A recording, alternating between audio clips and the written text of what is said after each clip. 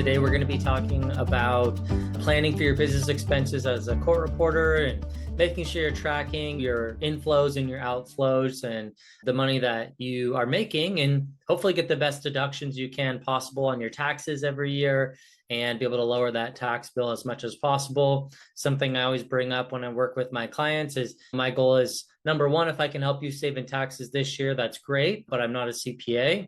But if we can try and lower your lifetime tax bill, then that's going to be a successful financial plan. So for today, we will be talking about some of those things that I see that are commonly missed when it comes to filing your tax return every year and how we can make sure that we stay on track of that as much as possible. So getting into today's presentation, as my screen pulls up here, talking about tracking business expenses as a court reporter. One of the reasons why I wanted to bring this up is, as I mentioned, I do see that things get missed pretty often when it comes to planning for your taxes and making sure you're getting all the deductions. I would say it's pretty easy to find around $10,000 of deductions that you could take advantage of. And we'll talk about some of those most commonly missed ways that you can get those benefits and deductions. And by doing this is, number one, you're going to have good tracking, right? So you're going to have lower taxes, hopefully. Number two is you'll just have a better idea of what's going on in your financial plan and know how much money you're making, when you can take time off, right? Everything else associated with good financial planning on top of just getting the tax benefits as well. First thing we need to do is, if you're getting your expenses tracked in QuickBooks or really any platform, you want to be able to categorize your expenses. QuickBooks calls this your chart of accounts. And essentially what that is that's just a breakdown of the different categories to make it easy to give towards your CPA, or if you're using TurboTax, to pull up some quick numbers when you file your taxes. So simple things here is, number one, your equipment and software costs. So you can bundle that together. Then any money that you're spending on equipment and software, you just compile that into one category for tracking and dwindle that down. Same thing with like professional development and also any travel as well. So any type of travel expenses are all going to be categorized together when you're filing your taxes. And so you can just categorize that now, put it all together, and just make your life a little bit easier. And I'm just trying to pull up the live video here on my phone, just because it's a little bit weird to look on what I see on my end on the computer and be able to track if you guys have any questions in the comments. So I'm just pulling that up really quick here. All right, perfect. So moving on from there, books, basics for court reporters. Number one, you got to choose which platform you're going to go with. I recommend like QuickBooks Simple Start. It's simple in the name, right? Very easy to use and get set up with. And then once you do get that set up, first thing you want to do, like I mentioned, is do that chart of accounts. So listing out what are all the different categories that you want. And you can even like Google this as well to see what are the most basic categories that, any business is going to have, and start there. And then if you see that you're adding things a lot in one specific category and maybe it doesn't align perfectly, then you can create another one. And then you're going to want to connect accounts. So link up your bank accounts, your credit cards. Again, this is business platform, so only your business accounts and your business credit cards you want linked here. It's also helpful to get the mobile app as well. So if you get this on like your iPhone, you can take pictures of receipts that you have from the business and be able to track that. And that's important as well, because if you do get audited, you are supposed to have all of the receipts from your expenses. So being able to just take a picture really quick on your phone and have it saved is very convenient.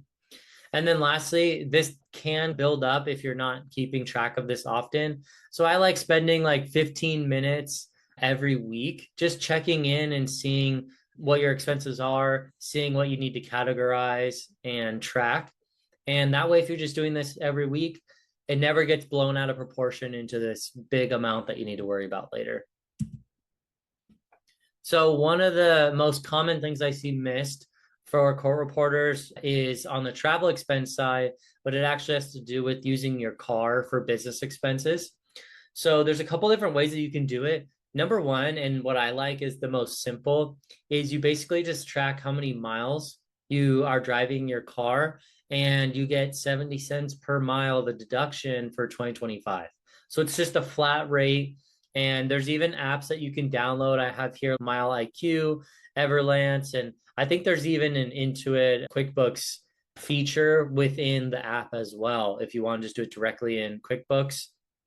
And it can be a little bit annoying because every time you drive your car, it's going to ask you if it was a business drive or not, or you can keep just general ideas of how much you're driving and keep track like per day type of deal and do it manually, whatever works for you. But that is going to be like the easiest way to get that deduction. Or you can do an actual expense method, which is tracking like gas, that's only for business, maintenance costs, insurance, depreciation. But again, this is only for business. So you got to figure out like 10% of my driving for last year was for business. And then it's 10% of all these expenses is what you get to deduct. So it's a little bit more difficult to figure out what's the actual deduction that you can get. And the only other thing is don't forget some of the nuanced items that would still qualify even outside of choosing your standard mileage rate, which is like any parking or tolls or public transit that you pay for. So any of those things would be in addition to the standard mileage rate. So you can get some real benefit here. Next one that I see is missed pretty common is your home office deduction. Now, again, there's two different methods to do this here. So you could see which one's going to work out best for you. Number one is going to be looking at the square footage. So you could just say $5 per square foot of what's being used. My office space here is 10 feet by 10 feet. So that's 100 square foot. And I'm going to get $500 off of that per month to be able to use. The other one is you can do a percentage of how much of your home expenses is from your home office. And I like this one a little bit better. So it's that same thing where I just said like a 10 foot by 10 foot room is what I'm using. So 100 square feet. And then let's say that my house is 1,000 square feet. So then now I get to say 10% of my business or my house expenses are for my business, right? 10% of my electricity, 10% of my mortgage, utilities, right? That's going to be considered a business expense for my home office. So you do got to use the home office. Also, I have a requirement here. It's very important that you don't use it for anything else, right? It's got to be your home office for work. It's not the couch that you also hang out in the living room. It's got to be a dedicated space to be a home office deduction. So some other commonly missed deductions that I see, professional wardrobe, if you need to buy certain attire for your career, what you do, that could be a potential write-off. Your cell phone, writing off your calls that you're making. If you're using your cell phone for work, then part of that bill you can write off as a deduction. Also, any type of certification dues, association costs, going to the conferences, paying your conference fees, right? Those are all great deductions as well. Any subscriptions beyond your basic stenograph software can be a great write-off also. And then lastly, it's not a huge amount, but any type of like client gifts or Christmas gifts, things like that, those can definitely be write-offs as well, but it is only limited to $25 a person. So you're going to hit that pretty fast, especially in this day and age. So as far as like a monthly routine to break this down and maybe make it a little bit easier for you, week one, you can look at downloading and categorizing your transactions. So that could be like your once a month transaction categorizing. And then week two could be looking at matching up receipts to expenses. Again, if you're using the mobile app and taking your pictures of your receipts, then this should be really fast and pretty easy. Week three would be you could do your mileage. So that's when you could look at how much you drove in the last month and what you can write off there. And then week four is really just going to be an overall review. We're just looking at your profit and loss statements, which QuickBooks generates for you to see what you brought in for your business, what went out the door, and just start to keep good tabs on your business and have good business practices. So key takeaway from today is number one, if you're using an Excel sheet, please stop. Get something more comprehensive like QuickBooks to help manage this stuff for you. Make sure that you're tracking your expenses, and then also do your research on what are some of those unique itemized expenses like a home office deduction or writing off car mileage that you may be missing and could benefit from.